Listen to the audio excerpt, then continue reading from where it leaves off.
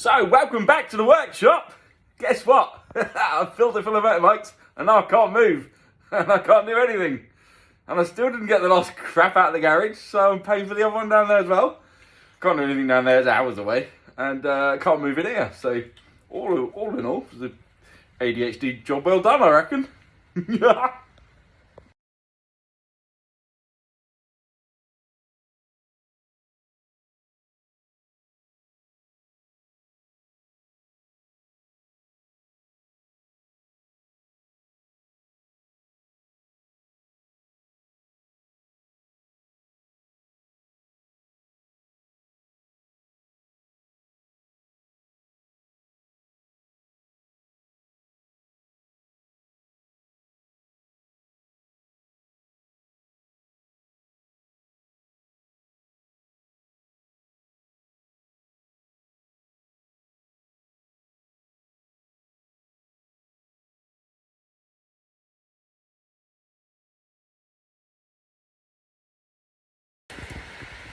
20 minutes of dicking around. Oops. I finally got some heat in here. I'm sweating because I had to hold the thing down for, 20 minutes. But it's going. I don't know what I've done differently. Anyway, hopefully that'll stop some of the mould on the walls because it's a bit damp and leaky in here, which isn't ideal. Plus, they wouldn't let me pay monthly and I have to pay in 4 installments, which is stupid because it annoys my cash flow. Anyway, I'm going to go and work on the chop and get that finished now. It's fucking gone out! What a pile of wank! Right, so, working on the chop, fitting a new tank. It was made in China, you see that? Yeah, it's probably about on their lap and it's a jeans print or something. Cap doesn't come off properly. There you go, stuck on. And doesn't fit properly either. So, ultimately it was 300 quid, pile of old shit. But, what we're going to do, this is the seat mounting. We're just going to cut this off there with my little grindery-windery. Quite sure how I'm going to do that, to be honest with you. I might need 2 hands. So, yeah, I know the cut was crap, but look at the metal in there. Inside is a rust. This is a brand new fuel tank, apparently. Look at that. Honestly. Mental, look at this. It's just horrendous. Do not buy one of these tanks from China. It will cost you a fortune and make your life hell. This is a situation with the fuel tank then. So there's actually, right in there, is a little thread. Now I've pulled out a few bits of bracketry. I think that's going to go in there and give it a bit of a support like that.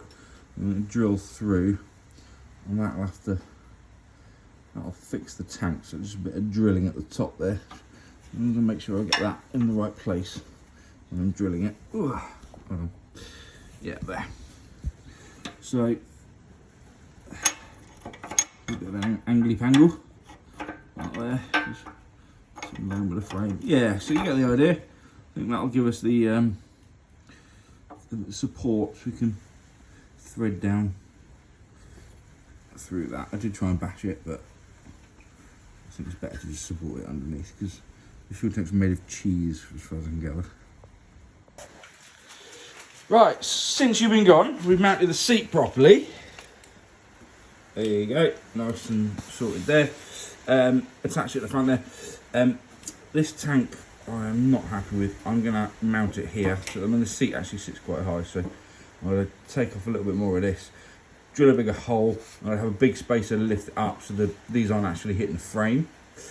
And then I'll be a lot happier with it mounted there.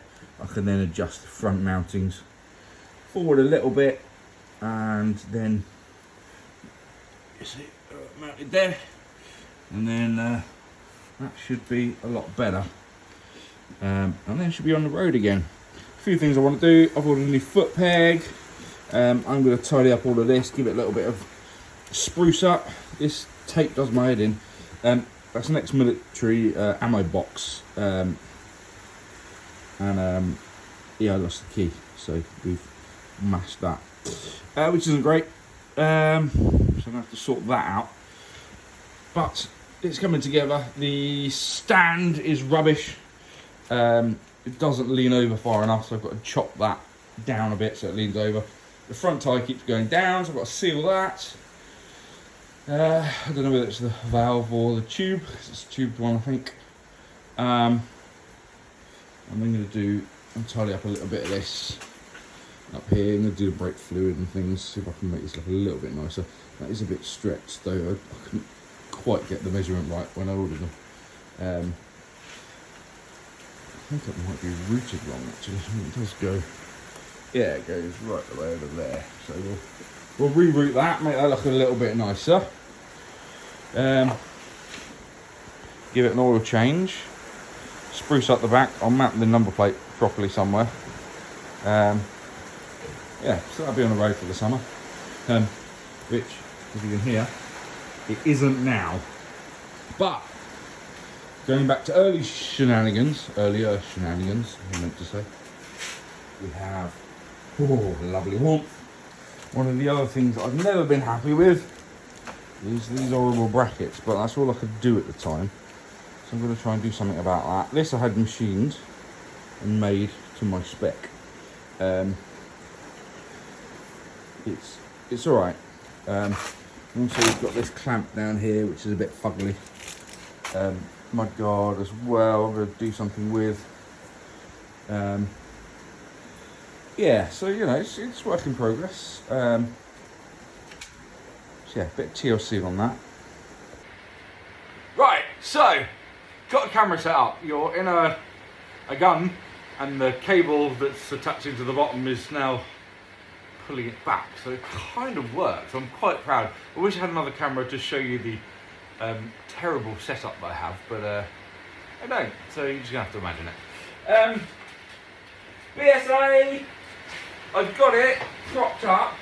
I just can't imagine what it's going to look like with all this Jap crap on the front of it. So you're going to get rid of those Japanese forks and weird front wheel, get rid of the handlebars. I've got some kind of weird stuff to replace it with, such as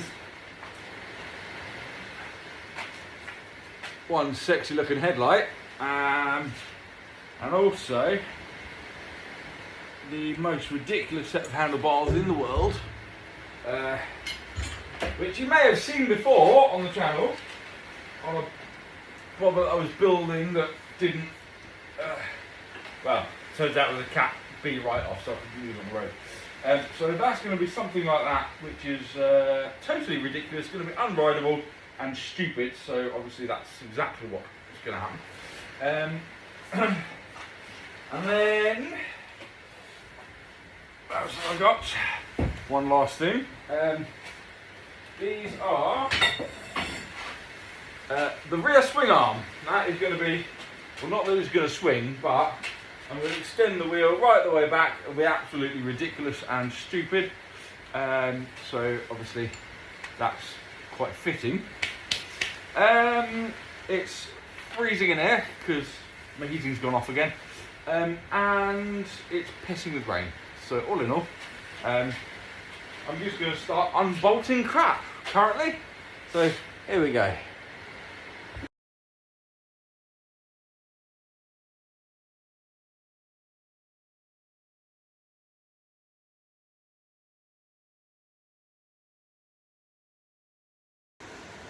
It's old BSA, so I've got all my Imperial spanners out, all set up. Obviously it's been put together with metric, so now that one's go out.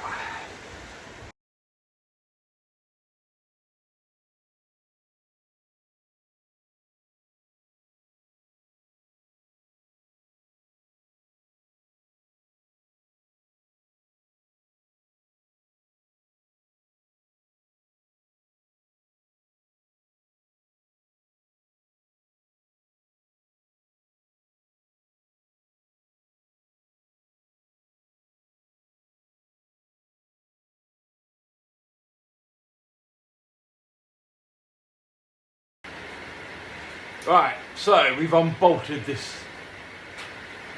abortion of a back end with 13, 12, 7 eighths, 64th bloody whatever. Now, in theory, this should all come off.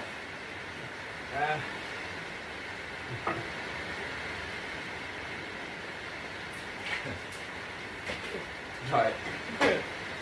Let me show you this. This is my favourite bit of a BSA. So obviously this was a racing bike. I'll show you how I know that. So this obviously was a race bike, look, because it's the Super Mega Hyperizer lightweight chain guard there, which obviously was only produced in small quantities for a number of race bikes, you see.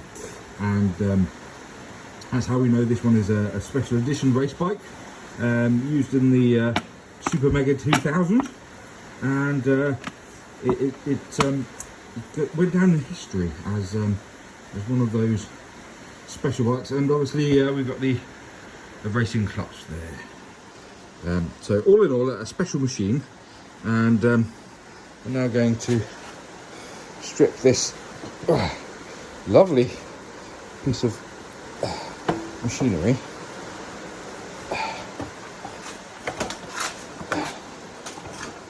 to bits. All right.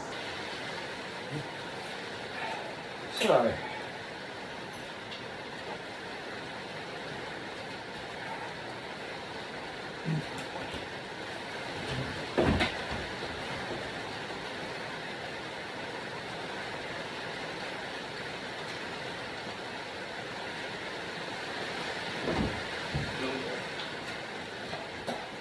Wiring out there.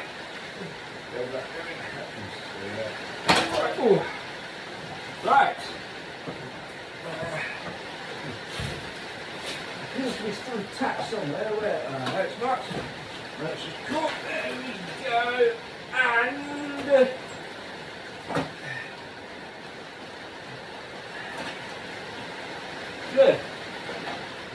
We have.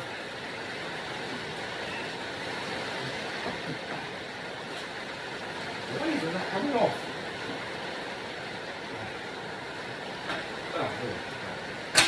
There we go.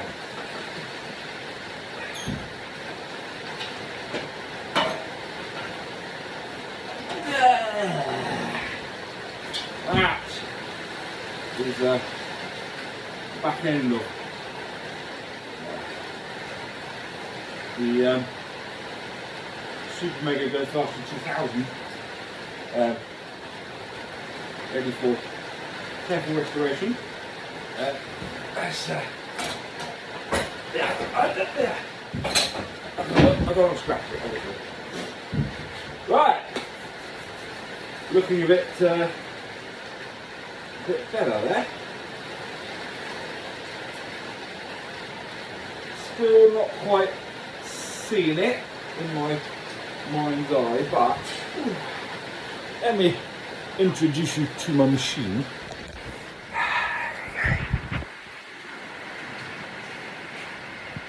So yeah, a bit better.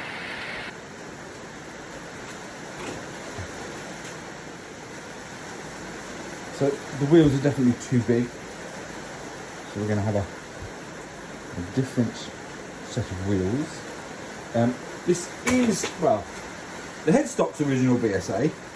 This is all a bit butchered together and bent and mangled and all sorts. I don't know if I can show you how terribly off that is. So you don't have to worry, I'm not butchering something, you know, historic and nice, and apart from obviously being the race bike, as you can tell with the features. That front end's going to go, as lovely as early Japanese stuff is. This is a BSA, which stands for obviously stuck anywhere. So we're going to change the wheel. If anyone's interested in a BSA M20 rear wheel, make me an offer of your fine English pounds to relieve me of this monstrosity. It's quite a nice wheel though. do like the spoke pattern and everything. It's pretty cool. But I have over here, as you may have seen one of the early adventures, a Triumph 16-inch. Let me show you this nice little wheel there. So that's going to be going on the back, methinks, possibly front. So yeah, let's see if I can get rid of this nonsense at the front next.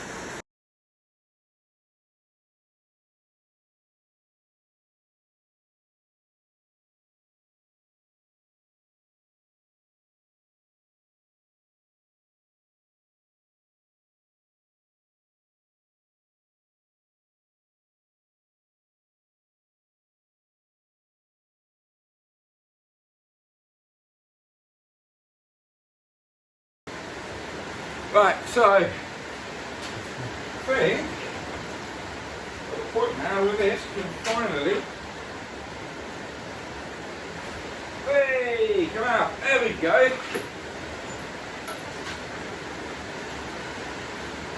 Now, to me, that looks like, I don't know, SR 500 maybe, something like that.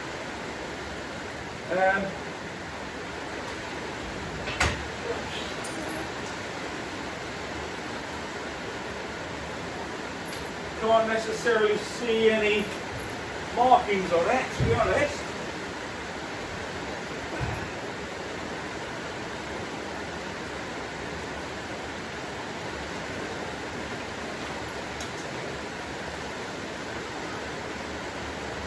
Yeah, I reckon. I mean, it's Yamaha. There are sort of marks on the top yoke. And it doesn't necessarily mean it's Yamaha, but the top yoke looks exactly the same as the bottom yoke, so I figure they're going to be out of the same set.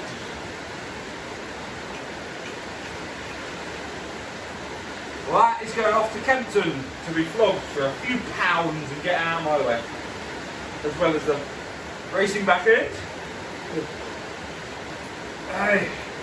Okay, maybe some visualization now. Feels so good.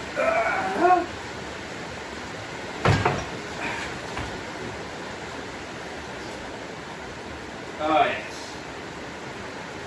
we like that.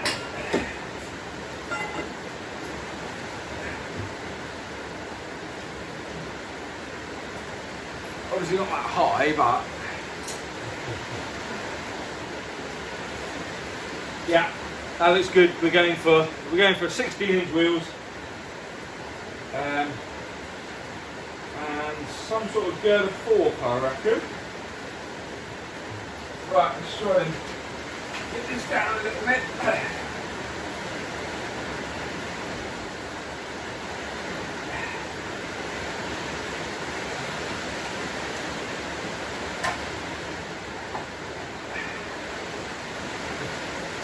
Help the brain visualize.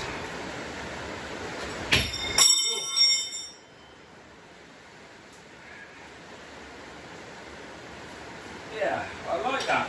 I like that a lot.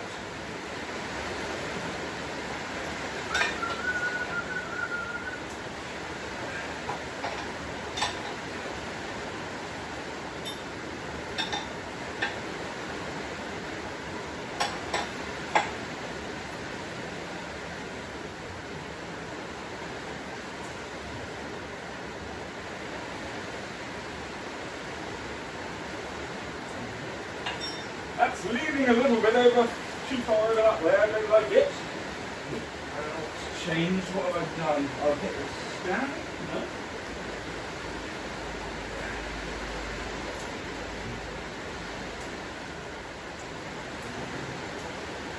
Wobbling quite a lot.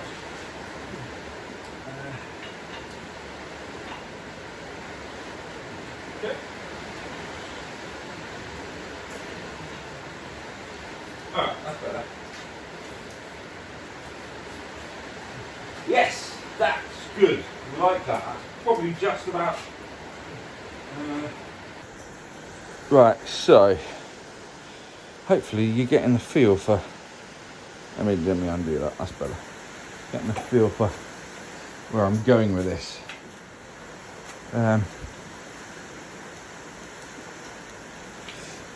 Yeah, I think I want a nice set of girder forks on that. Definitely not chrome Harley looking ones, because although they do look good in black sometimes if they're original and old, but don't know if that wheel fits, you know. It's definitely the right size. I mean, it's Triumph, not BSA, but I kind of like the stance of it.